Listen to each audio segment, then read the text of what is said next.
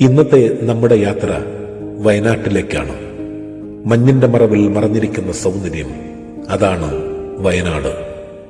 വശ്യസുന്ദരമാർന്ന പ്രകൃതി സൗന്ദര്യത്തിന്റെ മാസ്മരികതകളിലൂടെ കേരളത്തിന്റെ വടക്ക് കിഴക്കൻ മലനിരകളിൽ മേഘങ്ങളും കാടുകളും ചേർന്നൊരുക്കിയ ഒരു കവിതയാണ് വയനാട്. ഓരോ പ്രഭാതവും മഞ്ഞുതുള്ളികൾ കൊണ്ട് അലങ്കരിച്ച പുല്ലൻ തുമ്പുകൾ, ഓരോ സന്ധ്യയും സ്വർണ്ണനിറം ചായിച്ച ആകാശം, ഇവയെല്ലാം ചേർന്നാണ് വയനാട് ഒരു യാത്രക്കാരന്റെ ഹൃദയം കവർന്നെടുക്കുന്നത്. ഒരു ചെറിയ എപ്പിസോഡിൽ പറഞ്ഞു തീർക്കാൻ പറ്റുന്നതല്ല വയനാട്. ഞാൻ അവിടെ പോയതും കണ്ടതുമായ കാര്യങ്ങൾ വളരെ ചുരുക്കി നിങ്ങളോട് പറയാം. വയനാടിനെ കുറിച്ച് പറയാൻ തുടങ്ങുമ്പോൾ ആദ്യം പറയേണ്ടത് താമരശ്ശേരി ചുരത്തെപ്പറ്റിയാണ്. അതെ, നമ്മുടെ സ്വന്തം താമരശ്ശേരി ചുരം. വയനാട്ടിലേക്കുള്ള യാത്ര താമരശ്ശേരി ചുരം കടന്നില്ലെങ്കിൽ പൂർണ്ണമാകില്ല. മലകളെ ചുറ്റിപ്പിടിച്ച് വളഞ്ഞും പുളഞ്ഞും പോകുന്ന ആ വഴികൾ, ഓരോ ഹെയർപിൻ വളവും ഹൃദയമിടിപ്പുകൾ കൂട്ടുന്നൊരു അനുഭവം.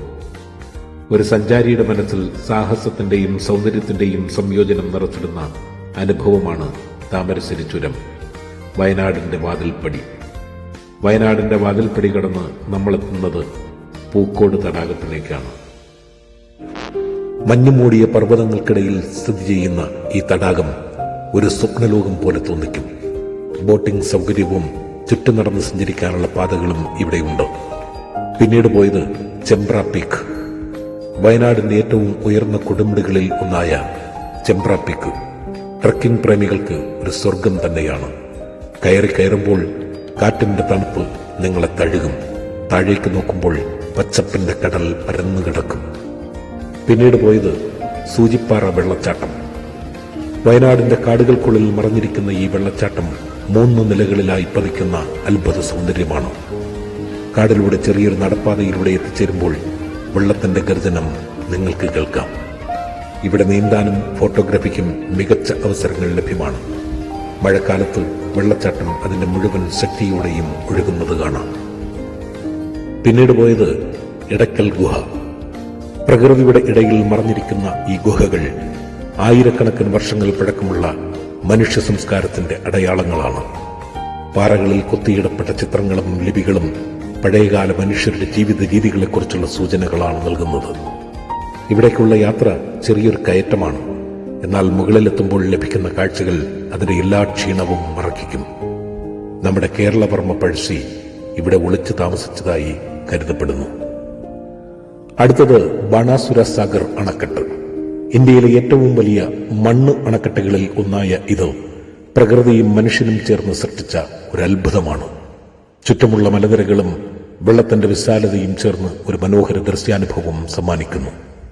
ബോട്ടിംഗ് പോലുള്ള പ്രവർത്തനങ്ങൾ ഇവിടെ ലഭ്യമാണ്.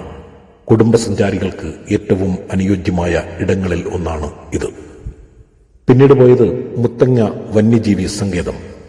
വന്യജീവികളുടെ ലോകം അടുത്തറിയാൻ ആഗ്രഹിക്കുന്നവർക്ക് മുത്തങ്ങ ഒരു മികച്ച തിരഞ്ഞെടുപ്പാണ്. ഇവിടെ ആനകൾ, മാൻ, കാട്ടുപോത്തുകൾ തുടങ്ങിയ ജീവികളെ അവരുടെ സ്വാഭാവിക ആവാസ വ്യവസ്ഥയിൽ കാണാൻ കഴിയും. ജീപ്പ് സഫാരിയിലൂടെ കാടിന്റെ ആഴങ്ങളിലേക്ക് പ്രവേശിക്കുമ്പോൾ പ്രകൃതിയുടെ യഥാർത്ഥ സൗന്ദര്യം അനുഭവിക്കാൻ കഴിയും.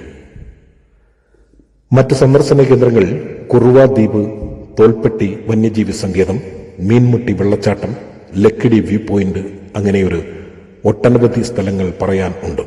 വയനാട്ടിൽ പറയാൻ കഴിയാത്തത്ര വിശേഷങ്ങൾ ഓരോ വഴിത്തിരിവിലും മറഞ്ഞിരിക്കുന്നു.